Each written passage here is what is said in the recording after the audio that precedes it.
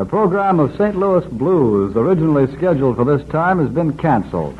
Representative Maury Maverick of Texas, scheduled at 8:15 p.m. Eastern Standard Time, will be heard instead at 8:45 p.m. this evening, speaking on the subject, Too Many Battleships and War. Tonight the world trembles, torn by conflicting forces. Throughout this day, event has crowded upon event in tumultuous Austria. Meanwhile, the outside world, gravely shaken by the Austrian crisis, moves cautiously through a maze of diplomatic perils. Since the German troops crossed the Austrian border on the historic invasion last Friday, news has flowed across the Atlantic in a steady stream. The German Chancellor now winds his way through the conquered nation in a parade of triumph to end in a tremendous spectacle in Vienna. As German troops swarm across frontiers in their first offensive since 1914, momentous decisions are being reached in the capitals outside Germany. And so the world spotlight, for 3 days fastened upon Austria, is shared tonight by London's tiny Downing Street, by the Quai d'Orsay, whose buildings of state line the Seine River in Paris, by other chancelleries throughout the world.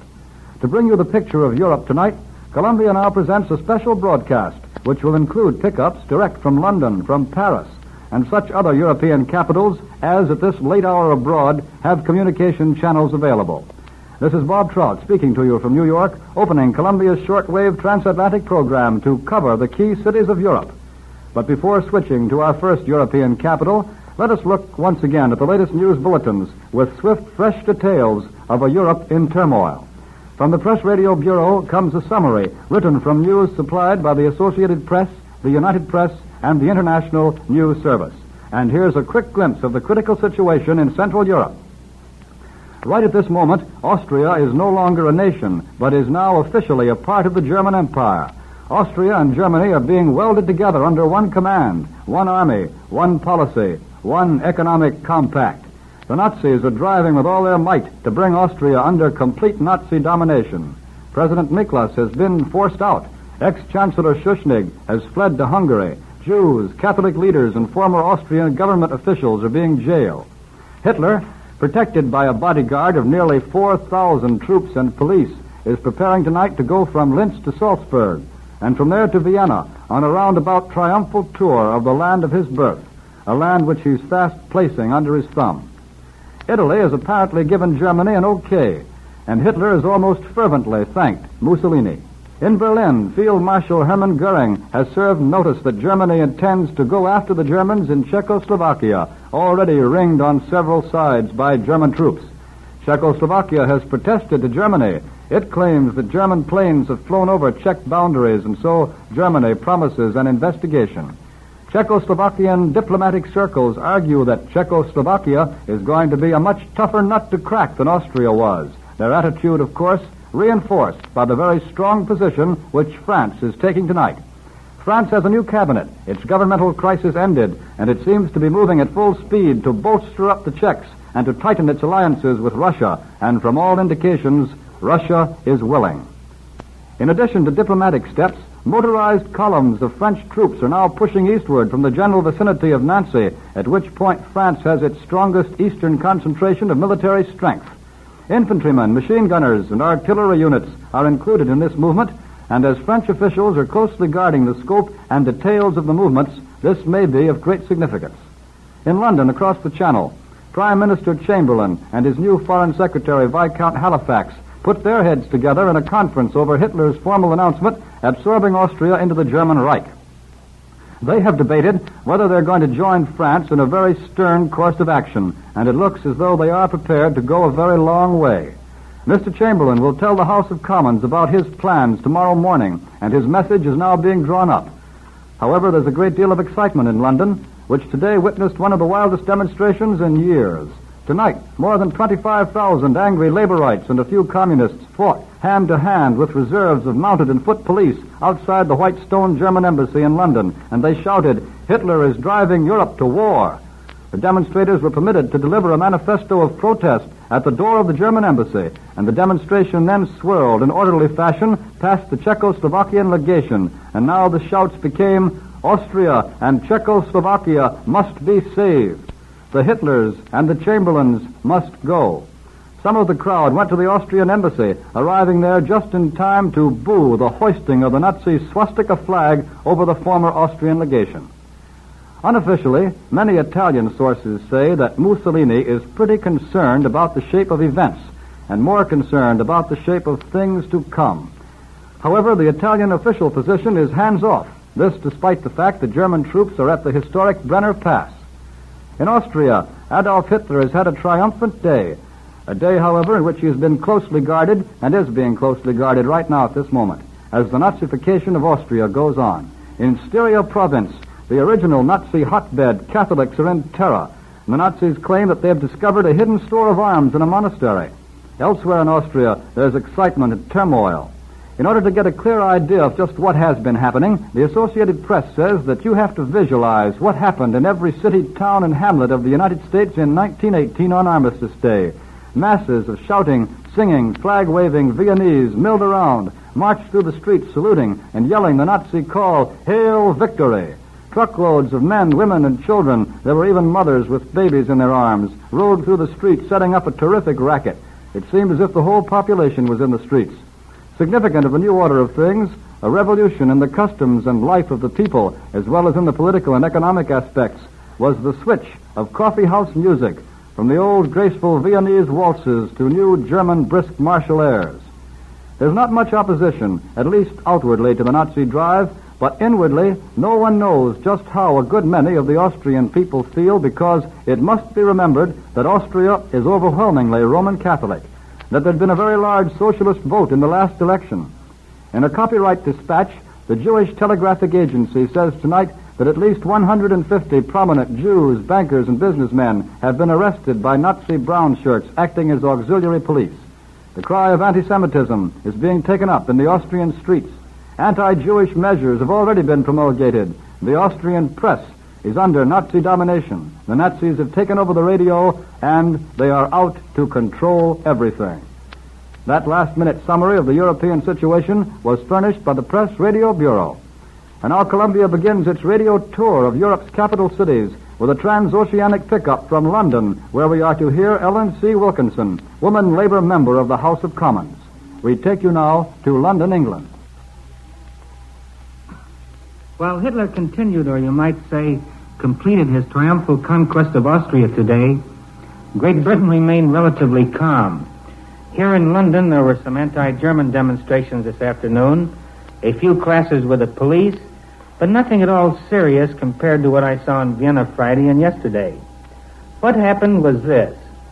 The International Peace Campaign organized a big meeting in Trafalgar Square. It was at this meeting that Professor Haldane was quoted as having said that criminals were running the British government. There were boos and hisses at the mention of the name of the Prime Minister. When the meeting broke up, most of the crowd, numbering several thousands, and giving the clenched fist salute, marched on the German embassy in Carlton House Terrace, not far away. Mounted and foot police, however, blocked the way at a respectable distance and stopped the crowd. Finally, after much discussion, 3 persons were permitted by the police to present a letter of protest to the German embassy. I must say that after the delirious mobs I saw in Vienna on Friday night, today's demonstrations here in London look pretty tame. From the German embassy, the demonstrators made their way to the Czech legation, where they yelled, "Save Austria, save Czechoslovakia." The first, of course, is too late. But the second, about saving Czechoslovakia, undoubtedly was the main preoccupation of Prime Minister Chamberlain and his Foreign Minister, Lord Halifax, today. Mr. Chamberlain returned from Chequers late in the afternoon, just before demonstrators tried to force their way into Downing Street. A cordon was quickly thrown across the street. Tonight, Lord Halifax saw Mr. Chamberlain, and they talked for about a half an hour. Throughout the day, of course, both had been receiving reports from Austria and the rest of Central Europe. Tomorrow, these will be supplemented by a personal report of the British minister in Vienna, who was today called back to London for personal consultation. Tomorrow morning, there will be a full cabinet meeting, and in the afternoon, the government will make statements on the crisis in both houses of Parliament. About Czechoslovakia, in circles usually well informed, they were saying tonight that Paris and London might agree to save Czechoslovakia after all. The formula, according to this source, was that France would make a declaration about Czechoslovakia and Great Britain would make a declaration about France. But the meaning would be that both countries agreed to help Czechoslovakia if attacked. Many here, of course, are skeptical as to whether Great Britain would go so far. Now, here is Miss Ellen Wilkinson, who needs no introduction to American listeners, and she is going to tell you what, in her opinion, Britain thinks about the matter and what Britain will do. The luckiest Englishman tonight is Anthony Eden. He got out of the government in time. The attitude of Italy in the Austrian crisis has reinforced dramatically the warning he gave us in his resignation speech to the House of Commons. Everyone will meet about London tonight, whatever their political opinions, is saying, I wouldn't like to be Mr. Chamberlain, having to meet the Commons tomorrow afternoon. You will be asking in America, why doesn't Britain do something? Why this strange paralysis in British politics? Well, first, no one in Britain wants war.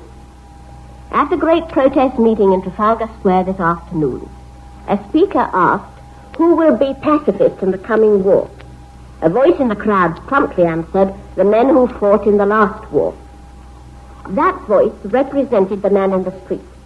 Yet in the same meeting, the demonstrators were shouting, hands off Czechoslovakia. It is not that the British are afraid of Hitler and Mussolini. If they have to fight, they will. But there is no war feeling here as yet. That is perhaps because there is a curious division in public opinion here. The traditions of the parties have somehow got mixed. On the one side, the liberals, pacifists, the Labour and Socialist adherents have been working against war for years. Until Hitler came to power, they were rather pro-German.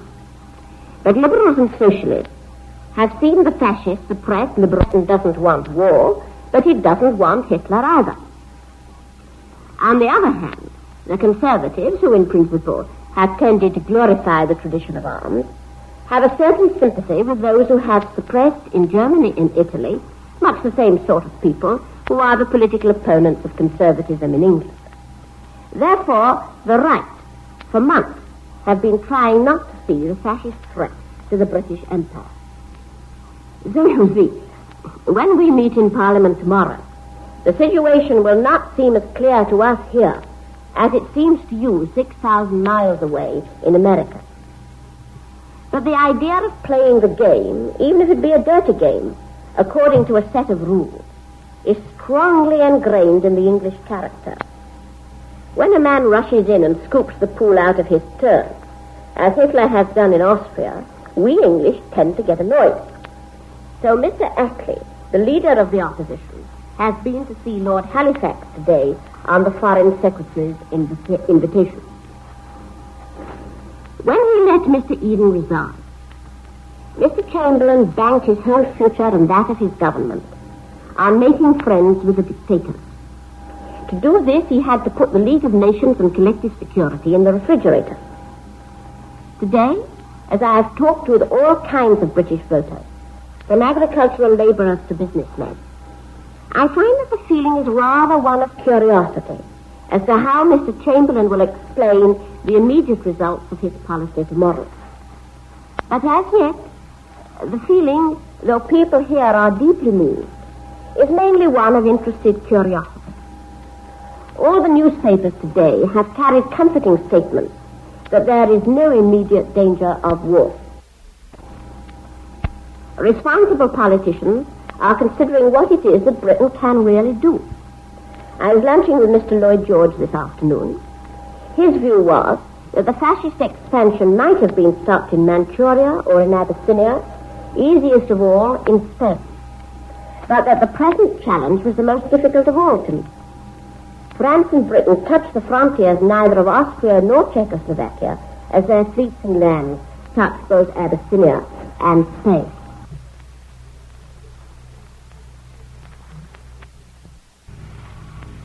As I said, everything is quiet in Vienna tonight. There's a certain air of expectancy about the city, everyone waiting and wondering where and at what time Herr Hitler will arrive tomorrow.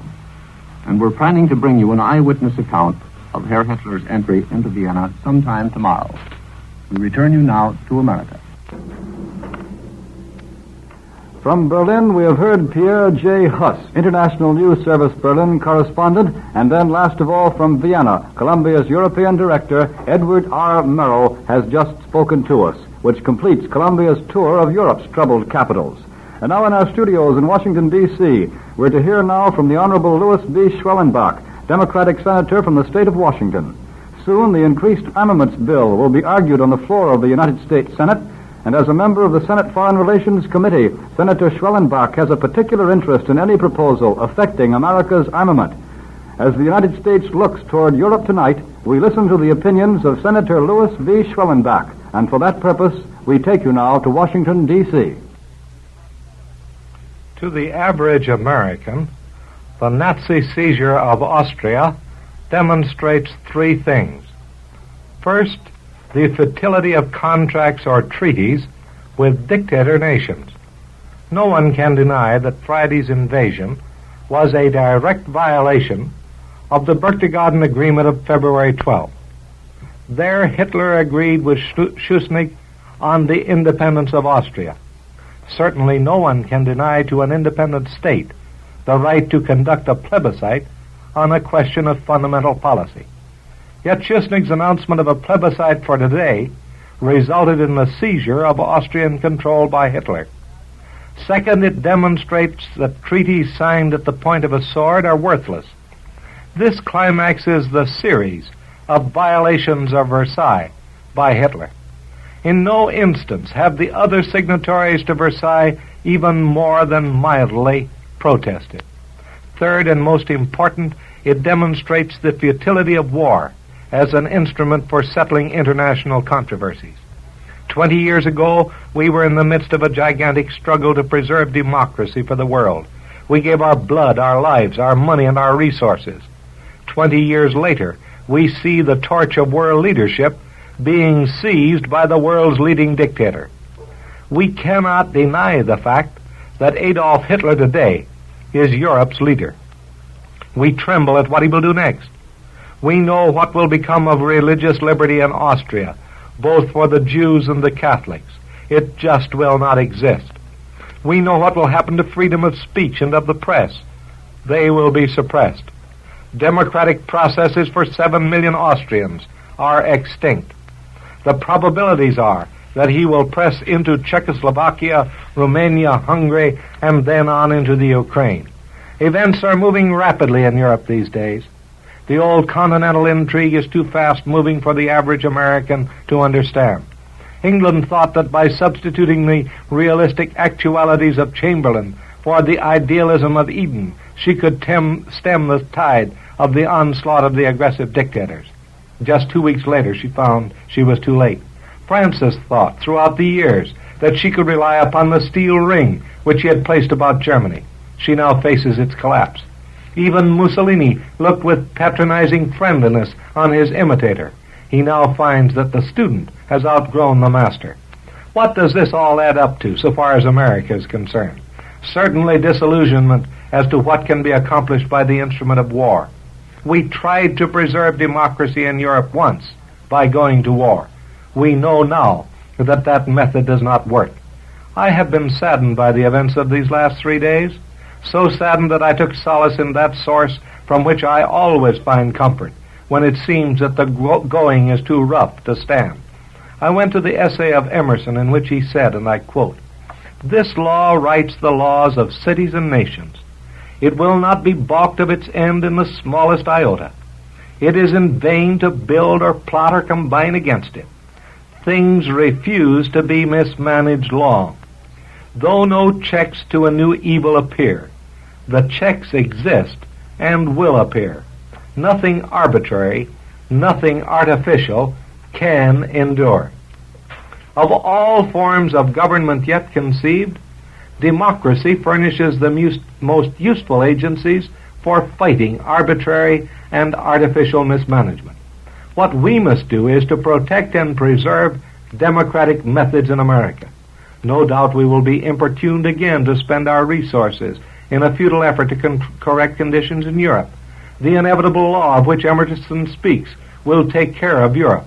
What we must do is to preserve American democratic processes to care for our own. History shows that democracies have disappeared when they fail to care for their own. Futility has ever been the nemesis of democracies.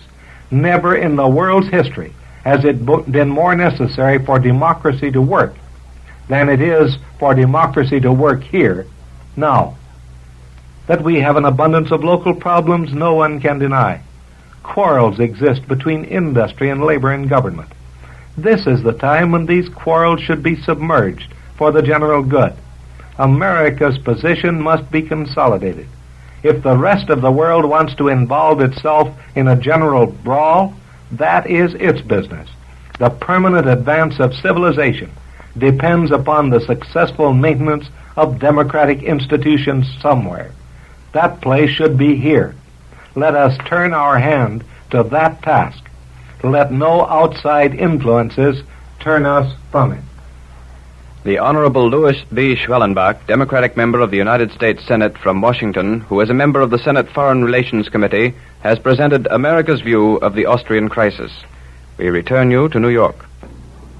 With world history tense in the greatest crisis in 24 years, the Columbia Network has brought to American citizens a summary of European opinion presented from the capitals of Europe by shortwave radio across the Atlantic Ocean. From London, we heard a member of the House of Parliament, Ellen C. Wilkinson. From Paris, Edgar Maurer, veteran correspondent of the Chicago Daily News. From Berlin, International News Service correspondent Pierre J. Huss. From Vienna, Edward R. Murrow, Columbia's European director. And finally, to summarize opinion in our own capital city, United States Senator Louis B. Schwellenbach has just finished speaking to you from Washington, D.C. This broadcast from 5 world capitals has been a presentation of Columbia's Department of Special Events, which will continue to cover the European situation, bringing you special broadcasts and bulletins as fresh news arrives on this side of the ocean. Tonight at 10:30 Eastern Standard Time, Columbia presents its regular Sunday night news broadcast, Headlines and Bylines, which tonight will include the latest summaries at that hour. Bob Trout speaking. This is the Columbia Broadcasting System.